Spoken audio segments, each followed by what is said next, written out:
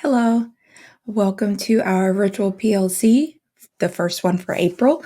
I am your PLC lead for 6 through 12 band. My name is Andra Belnick-Roy, and I look forward to jumping into assessments in the band room as our next professional learning community topic. So today we're going to talk about assessment strategies for band. We're going to cover the importance of classroom assessments, types of assessments, the challenge of assessments in the band classroom, and we're going to dive into diagnostic assessments. Not super deep, but just a little bit, just so that I can give you a glimpse into what we do in my classroom. Let's jump right in. So we're going to start with the 7 basic assumptions of classroom assessment. And the reason we're going to start there is because I want to give us a foundation. We often don't think about assessment because we do it. In full disclosure, I had a really difficult time with crafting this presentation today because I think we take for granted how much we assess, how thoroughly we build goals and set learning objectives and work toward that and build instruction based off of the data that we collect from our students. And so I think I just took for granted all of the different things that we do. And so it was really difficult to kind of pull all of this together and put it into words and into a presentation. So I wanted to give myself and give you kind of a foundation, a grounding in assessment and why it's so important. And there's a book I use that has absolutely nothing to do with music. This is it. Classroom Assessment Techniques, a Handbook for College Teachers by Angelo and Cross. And it has nothing to do with music education and teaching music education in post-secondary, but it is for post-secondary teachers.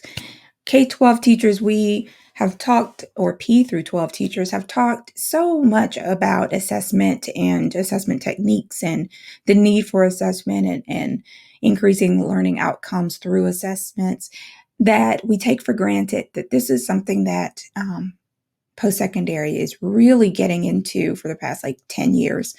And really focusing on assessing whether or not students are actually learning. It used to be the old school, you either get it or you don't model. But now they're moving toward really trying to increase learning outcomes for students in post-secondary education. And so I use this book to kind of remind myself of how important and how impactful assessment is in the classroom. And so we take it for granted and we forget how much we do in this area every day, every minute of our classes. So I'm only going to go through 4 of the 7 basic assumptions, but feel free. I'm going to throw the source down here and you can go and find that book. And I'm sure you can find those 7 basic assumptions in their entirety, but I didn't want to drag this out too long. So let's jump right in. So assumption number 1, the quality of student learning is directly, although not exclusively, related to the quality of teaching. Therefore, one of the most promising ways to improve learning is to improve teaching. So if you want students to learn, the teaching has to get better. And how do we make the teaching better? More focused, more deliberate, more goal-oriented, student-focused, all of those things. Assessment is a great way to do all of those things throughout the whole teaching and learning process. Assumption number 2, to improve their effectiveness, teachers need first to make their goals and objectives explicit and then to get specific, comprehensible feedback on the extent to which they are achieving those goals and objectives. The only way to do that is to collect data. The only way to collect data is to assess. And so assessment is directly linked to how effective our teaching is getting kids to the learning objective. So it's all going back to the kids. Assumption number 3, to improve their learning, students need to receive appropriate and focused feedback early and often. They also need to learn how to assess their own learning. So for that first part, students receiving appropriate and focused feedback early and often, I think we often forget as large group instrumental and vocal music in conductors and instructors for the chorus, orchestra, band, we forget how much feedback we give constantly throughout just one class period.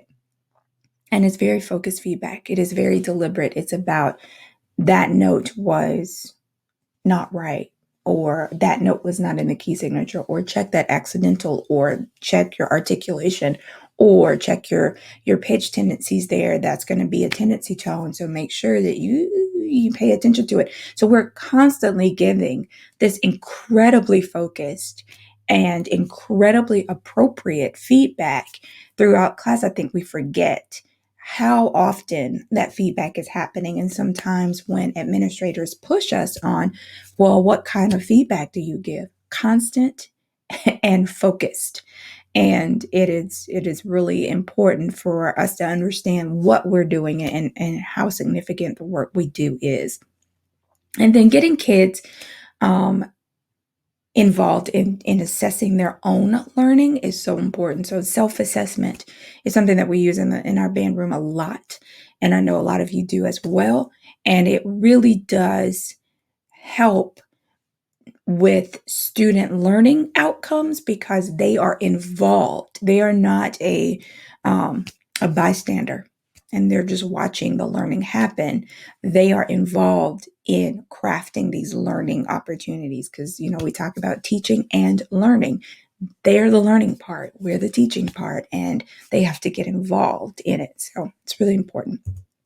And then the seventh one, by collaborating with colleagues and actively involving students in classroom assessment efforts, faculty and students enhance learning and personal satisfaction. So if we're just kind of wandering around with no clear objectives and we're not checking in and having checkpoints and figuring out how we're doing and assessing how are we getting closer to this goal and meeting this objective, or we're just kind of swimming around and playing until it sounds good, that creates a feeling of discontent in both the teacher and the learner. So making sure that everybody knows where the finish line is, because you don't want to continuously move the finish line. So where the finish line is, knowing how close we're getting to it, really paying attention, knowing what we're doing, really, and then as we get closer and closer and then meet that goal, it creates a feeling of satisfaction and ownership. So students feel like, okay, I was involved in that and we got this done. We got this done, not I did this or my teacher did this. We were able to achieve this goal. All right. So another grounding force for me when I was thinking about this project, and I mean, I just went ahead and looked at some other folks and their projects, and one of the grounding things that I think a lot of people really have focused on is the assessment cycle. And it's like tuning, right? We talk about tuning is not an event, it's continuous, it's constant, we're constantly tuning. That's what assessment feels like. The assessment cycle is so constant and is constantly going and going and going because you're constantly tweaking. And every day you've established these learning goals, long term and short term. You provide the learning opportunities. You assess that student learning in that. You provide that learning opportunity. You guys get in there and you work around in that learning opportunity. You are assessing constantly. And then you use those results to rework those learning goals. So we do that daily, right? We do that daily. And sometimes we do that inside of one rehearsal. So we have established a learning goal that we had, and we realized, okay, we're in this, but now something really wonky is happening. I'm going to use this information and we're going to double back around, tweak this objective, and keep going. Yeah, okay. And go through this cycle again. And so daily, we are going through that assessment cycle, the teaching, learning, assessment, teaching, learning, assessment, teaching, learning, assessment cycle. And it's so intertwined and so constant that I think sometimes we forget we're in it. Um, and then a larger idea, is to plan and identify outcomes, then collect that data, analyze that data, share those results. So it gets harder as you go around the circle. It's easy to plan these outcomes, it's easy to plan these goals. It's easy to collect that data. It's easy to analyze that data. But then when you have to really re-articulate that data and tell the kids, this is what's happening, share with your co-teacher if you have one, this is what's happening, this is what I see. Now we've got to figure out how to change what we're doing to better serve our goals and to better achieve these outcomes, and then put those into practice, put those changes into practice, and then assess, did that work? And then you start the process all over. So it's a really difficult process. And we use this assessment cycle to the left here um, a lot in my school improvement leadership team, our SILT team. We use this a lot because we want to keep in mind that that process is easy at the front end and hard at the back end, because you've really got to get in there and figure out what you're doing and what went wrong and how you can make these changes and how those changes can affect the student learning, and then take that and rework your outcomes, rework your goals. And so it's really, really a large scale process, and for us, excuse me, a daily process. So we're constantly assessing all the time. And again, I think we just take for granted how much we do in this area and how constant it is for us, and how on the fly it can be. But for a young teacher, I think they may be acutely aware of this process because it hasn't become second nature. And so, identifying the steps and making sure that you're going through these cycles every day and every unit is really important. So that's our grounding. That's our grounding force. Now let's jump on in. Just a reminder, assessments allow us to build better instruction, and better instruction equals greater student achievement. It all boils down to making sure the kids are learning and that they are growing. That's always what it all boils down to. All this stuff that we do as teachers to get better and to develop our craft is really about eliciting greater results from our students, and making sure that they have the best musical experience, the best educational experience possible. We want greater student achievement. Okay. All right. So we're going to break this down into 3 types of assessments. Excuse me. And that's diagnostic assessments, formative assessments, and summative assessments. Now, for today, we're going to talk about all 3 and how they look in the music classroom, and just kind of go over them really quickly. And then we'll dive a little bit deeper into diagnostic assessments. And then in our next session, we'll really dive deeper into formative and summative assessments, and really that assessment cycle, and really looking at it from a music classroom standpoint, from the band room. So, what do diagnostic assessments do? They help teachers find out what students know.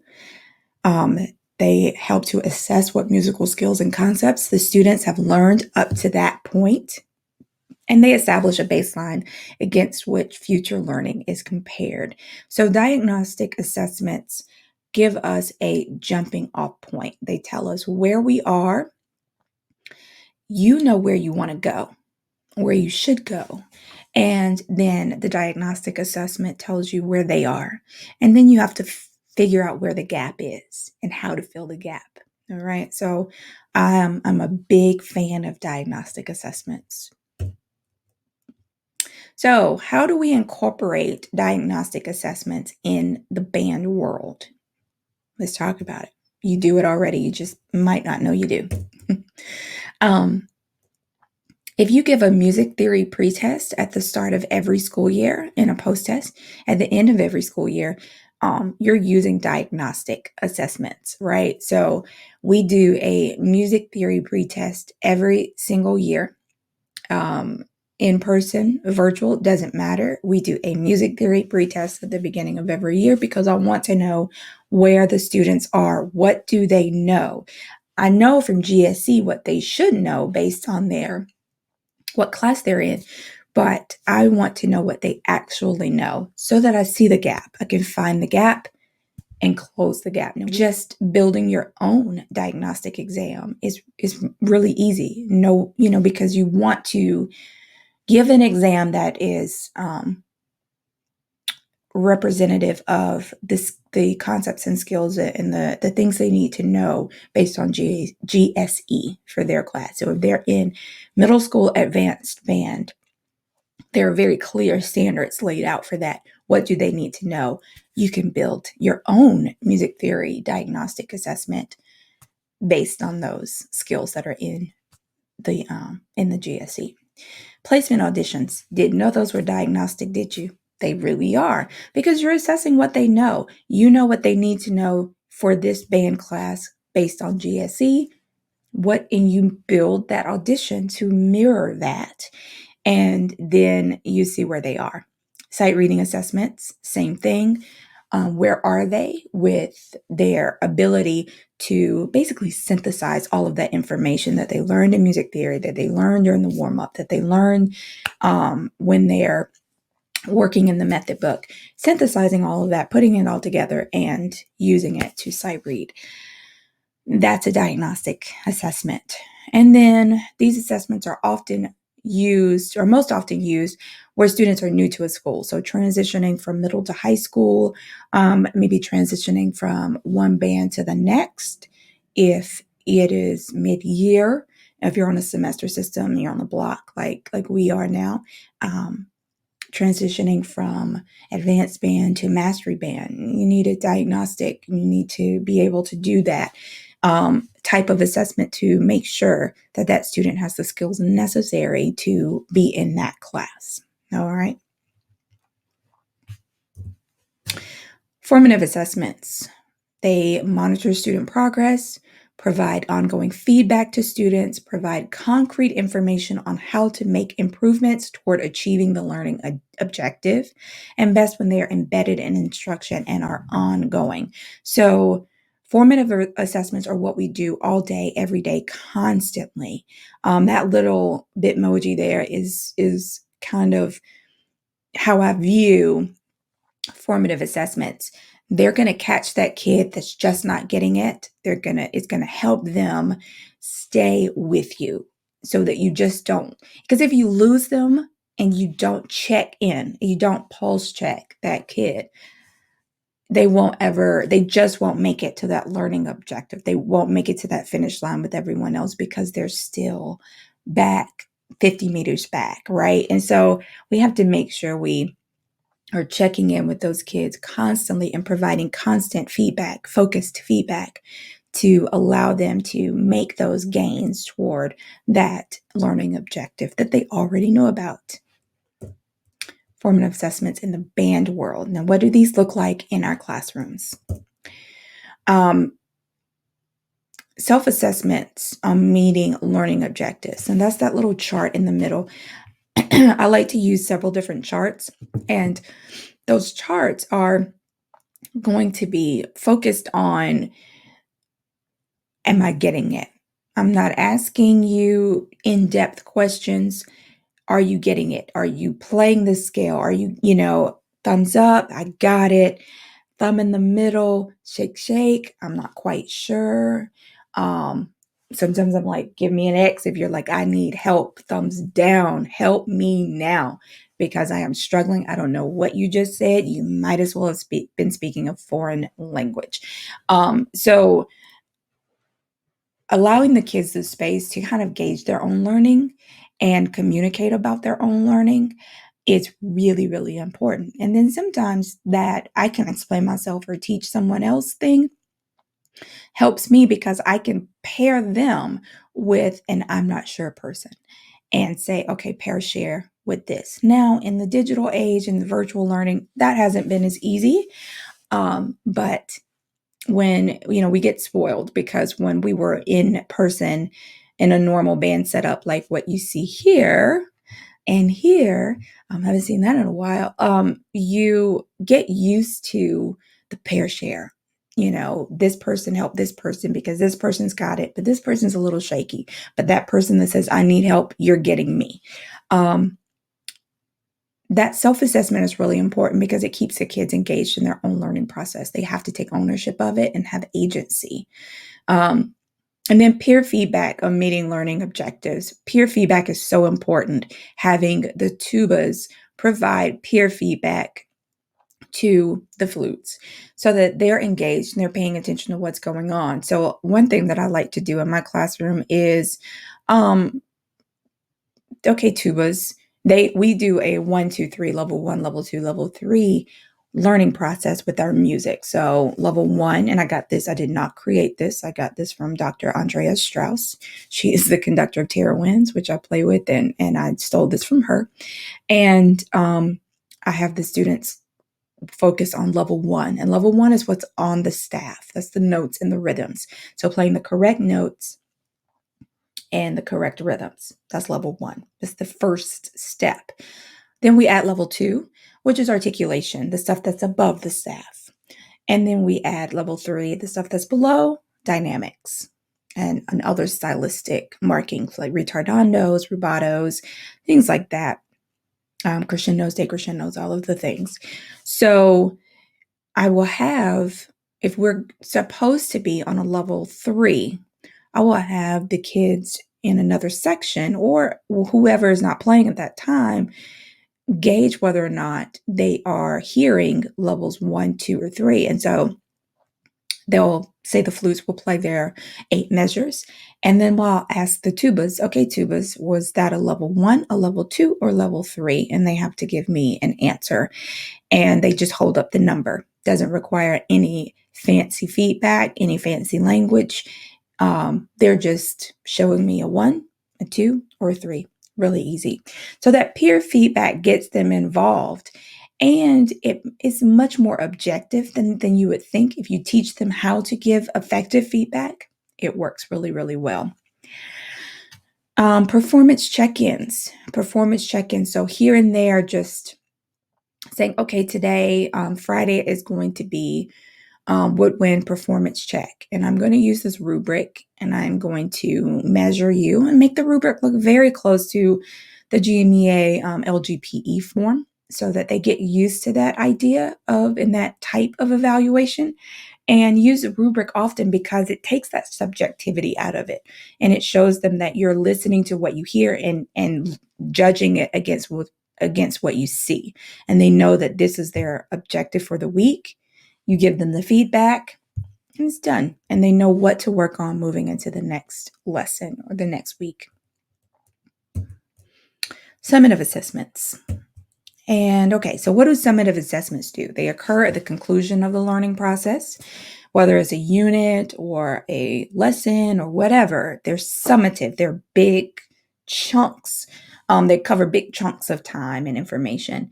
Evaluate student achievement on the learning objectives, help to summarize student learning, and they serve as an aid in setting future learning goals. And I'm so sorry. And my face is in the way there. There you go. And future goals. So, how do we use these in the band world? All right. So these will look like unit playing tests, measuring mastery of learning objectives. Unit theory tests, again, measuring the mastery of learning objectives. Performances. So big performances can be big summative grades, and having them part of your performance assessment be from your standpoint and part of it being from their standpoint, and having them evaluate themselves and you evaluate, put those two scores together and you get your performance score.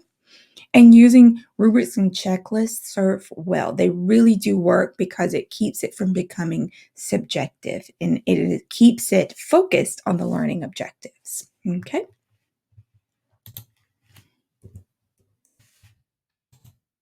All right.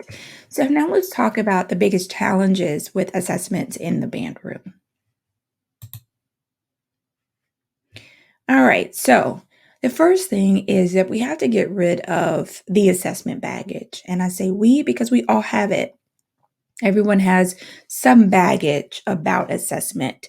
And it often comes from a lack of understanding on people that are doing these professional developments for us in our counties and everything.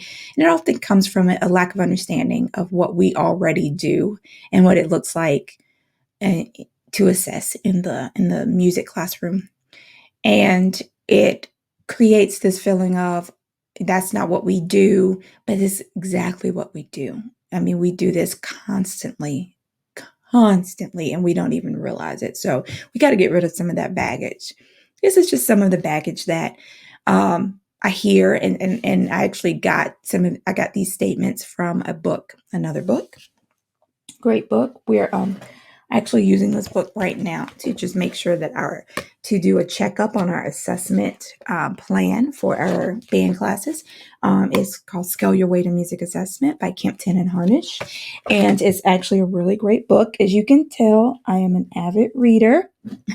I love to read and I love to learn new stuff. And so I tend to get out of control when I go to Midwest and GMEA and stuff. And yeah, and Amazon loves me, and they know my address.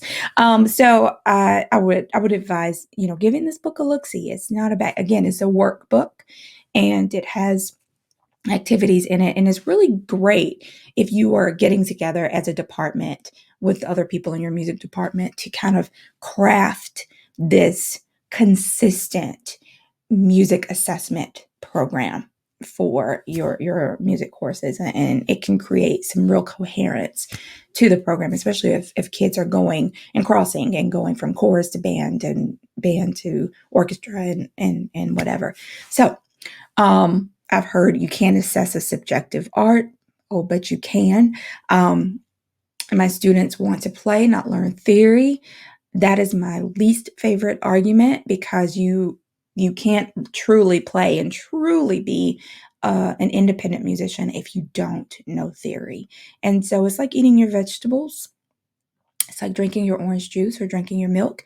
You might not like it, but it's something that you have to do to be a complete musician. So just saying. I'll get off my soapbox now. I think music should be social, and it can be, and it can also be assessed. And I don't have time. Sure, you do. You're already doing it. You just got to make it look a certain way and make it more effective and include the kids. If you think you're not doing it, but you're getting a product that is of quality, you're assessing. You're a secret assessor. And then finally, assessment will get in the way of my performances and rehearsals. They will only make them better. They will only make them better. All right. So, when thinking about assessment in the band room, keep the focus on what all musicians should be able to do. Don't forget that last chair, third clarinet. I mean, every student in that room should be able to do this certain level. They should be able to accomplish these goals. They should be able to master these skills, internalize these concepts. And that's for everyone. Some kids are going to go above and beyond, but everyone, focus on what everyone should be able to do. And use the GSC to help you, to help guide that discussion and figuring out what that is. Brainstorm. Time is not a problem if you see the bigger picture and are organized. So if you think that you can't assess because you don't have time, really think about how you're using your time, stay organized, look at the bigger picture, figure out what is the end, teach with the end in mind, know what the end product is, and then back your way up. How do I get there in a systematic way so that the kids know more, can do more, and feel even more confident about their playing when they get there? And don't focus on what you think, but rather about what student musicians need. We have to take ourselves out of the equation because it's really about the kids. We do everything that we do for the kids and their learning. And so keep that in mind. All right, so I'm going to give you some things to think about. And when you can feel free to pause this while you're doing this little think about it project and really write this stuff down. I did, it really was effective for me, and we're going to use this with our music department. And we're going to be doing this with all of our music areas so that we can really think about all of these things. So the first thing, list all of your negative feelings about music assessment. Think about all of the things that you are just not your jam. You're just like, I don't like it. I don't like this. I don't like that. It's like, nope, I'm not feeling it. List all of those negative feelings about music assessment. List them out and figure out if they're, just stop and think and figure out what are all the negative things that you can think about regarding music assessment. And that can be formative, summative, diagnostic. It can be performance evaluation. It can be solo and ensemble. It can be anything. All of your negative feelings. List them out. I'll be here when you get back. All right. Now, next activity. List the reasons why it is important to create performance and written assessments. All right. Figure it out. Think about it. Why is it important to create these performance and written assessments? And then list them. List those reasons. Why does this matter? What can this do to help your students? All right. I'll be here when you're done. I hope that activity helped you. Now, make the commitment to never allow the negative feelings surrounding music assessments to overshadow the reasons for creating and implementing performance and written assessments. So again, don't allow what you think to stop you from doing what the students need. Okay? All right. Now let's dive into diagnostic assessments in the band classroom a little bit. Like I said, we use a music theory diagnostic exam at the beginning of each year, but we also use it at the end to measure growth, and we use it in the middle. And so this is something that we already have access to. We didn't have to create it on our own, but in the past, I have had to create my own diagnostic exam. And it just depended on what classes I was teaching, what level. When I taught middle school, it looked different than the assessment I was using when I taught high school.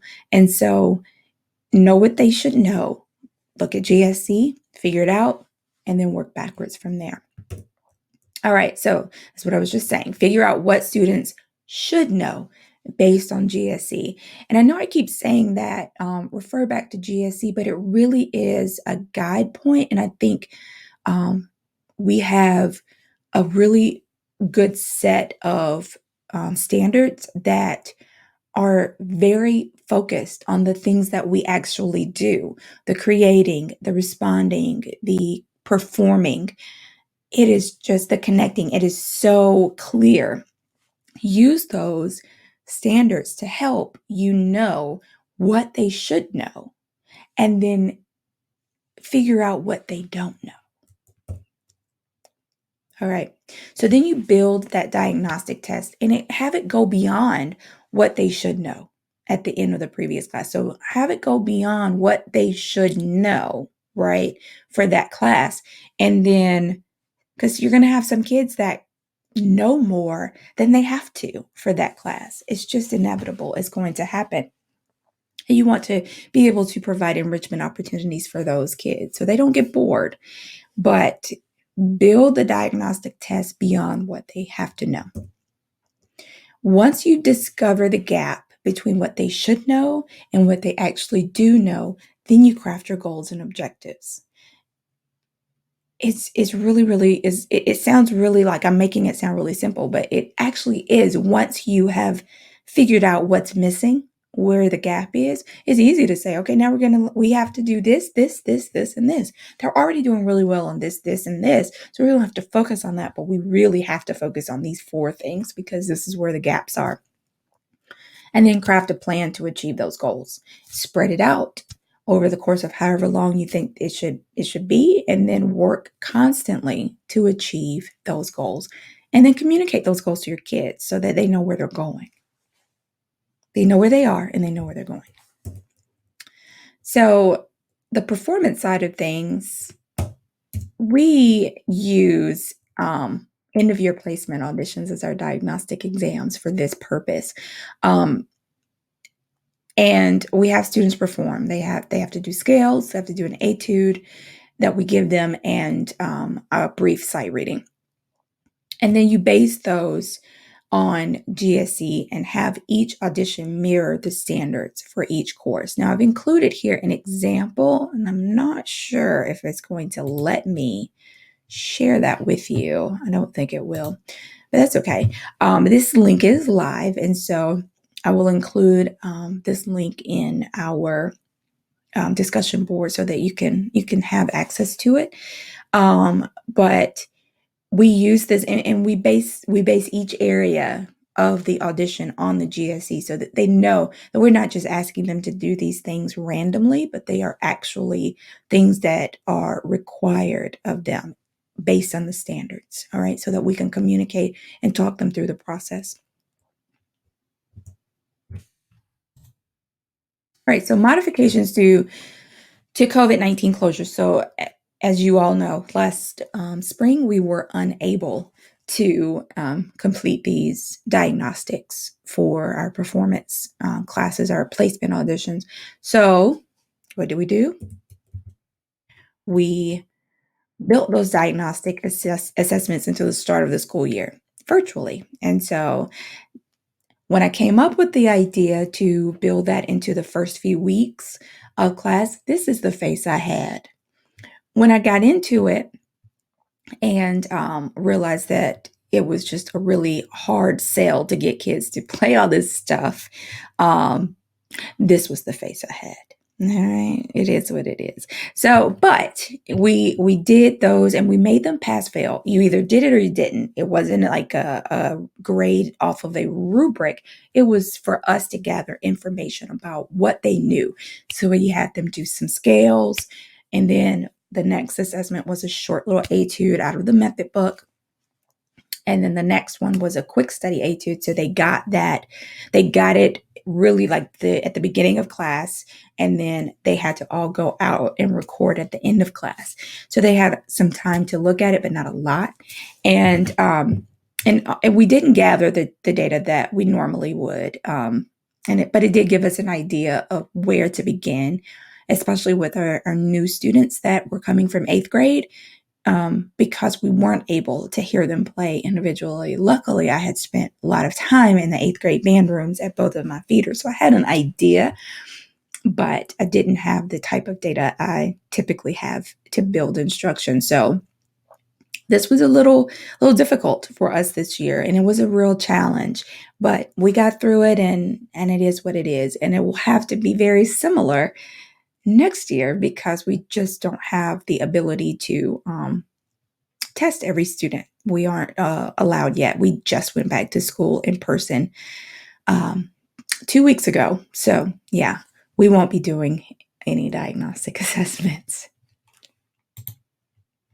All right, so what was the bright spot of all that?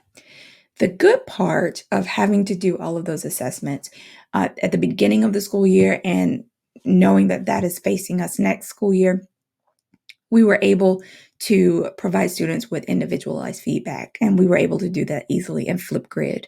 And so we were able to give them private comments in Flipgrid to give them really individualized information, like this is what you could work on. So this is what I should hear. And I would play something, and then I would say, but this is, so make sure that it sounds like this, and make sure the fourth note is this note, and whatever.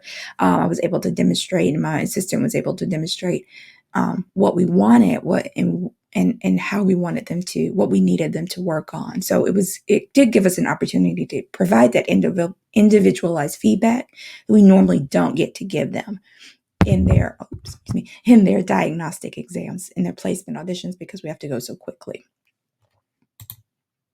All right. So, coming soon, next time, we are going to focus on using formative and summative assessments in the band classroom to build meaningful instruction. I'm really looking forward to it. We're going to delve a little deeper into that Scale Your Way to Music Assessment book a little bit more and hopefully build in a few more activities for you. I hope you enjoyed this.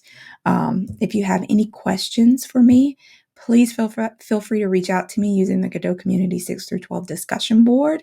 I want to share ideas. I want to bounce ideas off of each other because this is really important for us. We have the opportunity to collaborate in a way that we have not been able to in for the entire time I've been teaching, which is this is year 19. So yeah, I encourage you to tell us about some ideas around with each other. And again, here's our social media and our web presence stuff here. Check us out, and I hope that this was helpful for you. Again, if you have questions, please reach out, and have a great day. Thanks for your time. Bye bye.